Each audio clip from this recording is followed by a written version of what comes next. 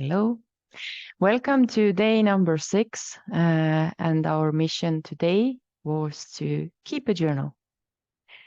A very simple task, which very many of us are not doing. And if we are visiting or seeing a therapist or a mentor, all mentors and therapists are saying, please keep a journal, take notes of whatever is happening in your life. So let's talk about journaling. Why is it important? And why is it also something that we do not do very often, though we know that we should? So journaling is a form of spending time with yourself. So it's the simplest thing you can do to spend time with yourself. And why do it? As there are many, many different ways how to journal, there is also many different reasons why to journal. So the most important, which we also brought out in today's aphorism, is to document your life. The purpose is memory keeping. There is a very nice lie that we tend to tell ourselves is I will remember. That's the biggest lie next to kind of the saying made in China. Um, so that's the most often seen or heard thought or the sentence. I will remember. No, you won't. As soon as you walk out of the situation, you will forget about 80% of the content. So for memory keeping purposes, for documenting purposes, journaling is a very nice way to do it. You can also do it for creative exploration. So there is often a thought that journaling is I am sitting down with a notebook and I'm only writing. No, it's not. You can also use mixed media, meaning you can glue stuff into your journal. You can draw, you can paint, whatever works for you. And this is you are making contact with your own creative side. And through that, you are also reflecting and making sense of the experiences in your life. Also, journaling is a form of which we use in self-discovery, in self-growth. Very important. I will come back to this later. And it's a form of reflection. So it's a free therapy. So basically, you don't the only cost of journaling is that you need to have a pen and a notebook.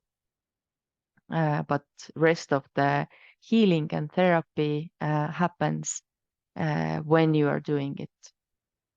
Good news about journaling is that the only way you can fail in journaling is when you don't do it. So that's the only failure. If you do not like what you have written down in your journal, turn the page. It's just a page. You can turn it. It's like a new day. You wake up in the morning. It's a new day. If you didn't like yesterday, good. Today is a new day. Same goes with your journal. And one of the things which took me quite a lot of time to really realize and internalize is that journaling is meant to support you. So I've journaled since teenage years, and I have tested several different ways, and I tend to get really frustrated when a method is not working for me, and I feel like a failure if a method I cannot kind of handle the method or it's not bringing me the results which I want. I get frustrated and I also feel like a failure. And I completely forget the fact that I can choose, and I can choose a method that does support me. So journaling does not have to be this kind of grim determination that not yet another task in my day which I need to get done. No. Journaling is, or your notebook or your journal is like a friend. So it is always there to listen to you. So no matter what you are saying to it, it's also completely unbiased. It is reflecting back whatever you are writing down, whatever you are saying to it, in completely undistorted way. So there is no filter. If you cannot feel judged when you have written down something in your journal. Well, you can, but it's not the journal that is doing the judging. Why is journaling intimidating? The easiest reason, which I can bring out, is you are meeting yourself. You're meeting your inner self, your thoughts, your feelings. You are meeting also your own life. And pen and paper are like Excel sheets. They are ruthlessly honest. So when you're writing down whatever your thoughts, feelings, you are seeing the story that you are telling yourself. So this is actually also one of the methods which you can choose to use is write down the situation in third person perspective, as if you're writing a story about someone else. And if you read it back to yourself, you might see some of the things which may not be completely true, some of the things which you see that, okay, the character there is, maybe they are not right. Especially when you're taking notes on a conflict situation where you think for sure you are right. So if you take a third person perspective, you might find that maybe you have made a little mistake on the way. So one other thing, why is it important to see clearly? Why is it important to see maybe I'm making a little mistake here and there? Is by writing those things down, you can become responsive to it. You are making, you can see also the commitments you have been making to yourself or to others, but you can also take responsibility for the commitments or for the situations and your own whole life. And why is it important? Responsibility, at least my experience is so that responsibility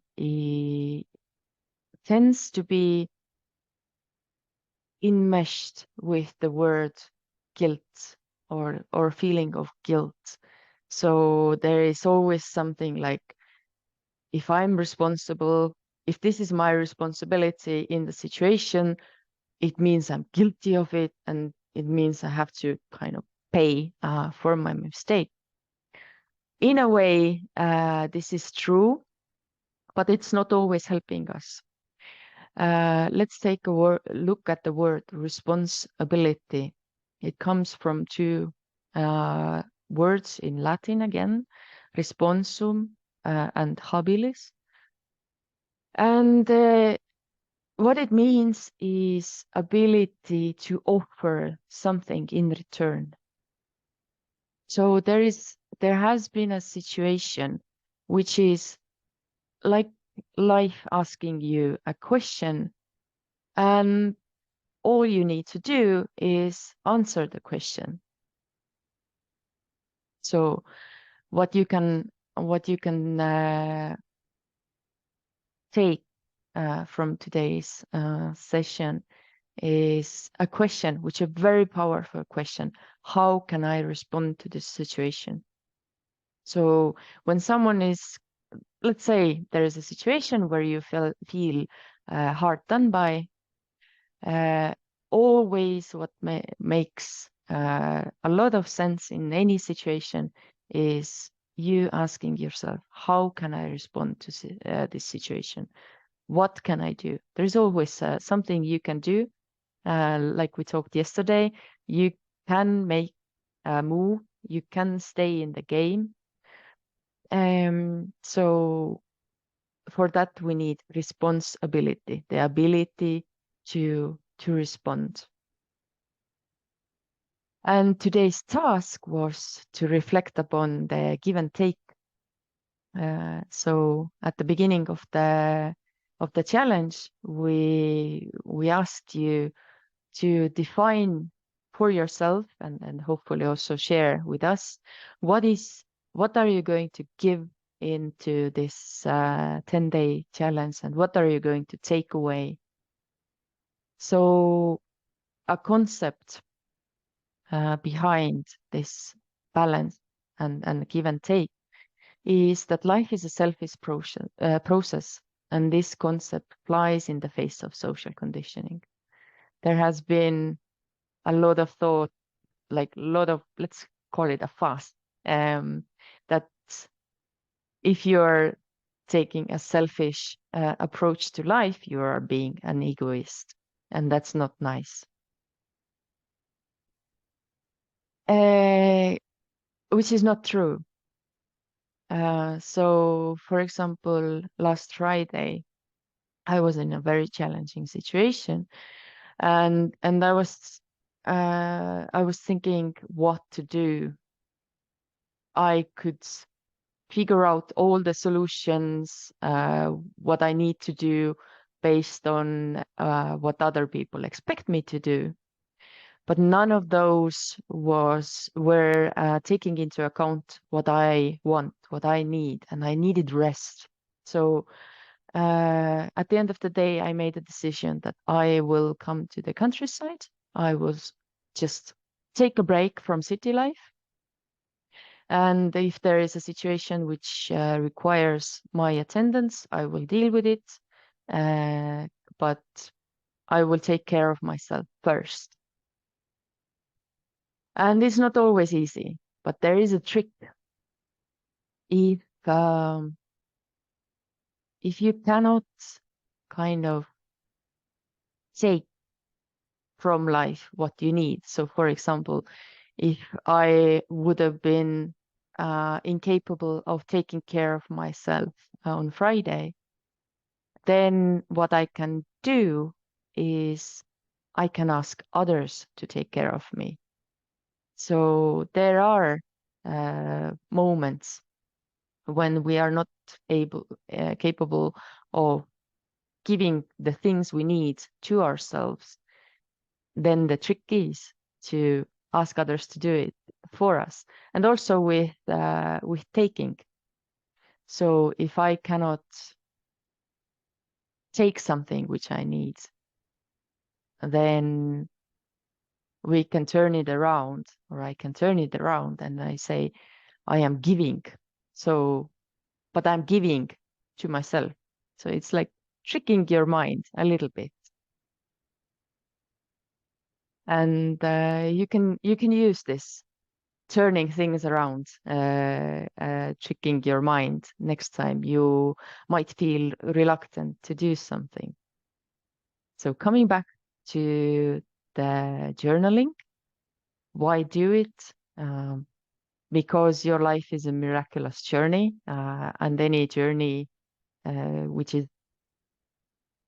miraculous or of any worth is also worth taking note of. So log it. That's the easiest way to remember what has happened. And also this is a way to spend time with yourself. So like meditation is easiest way to relax and do nothing. Journaling is the easiest way. Just take time for yourself, to be with yourself. Thank you. That's much about journaling today.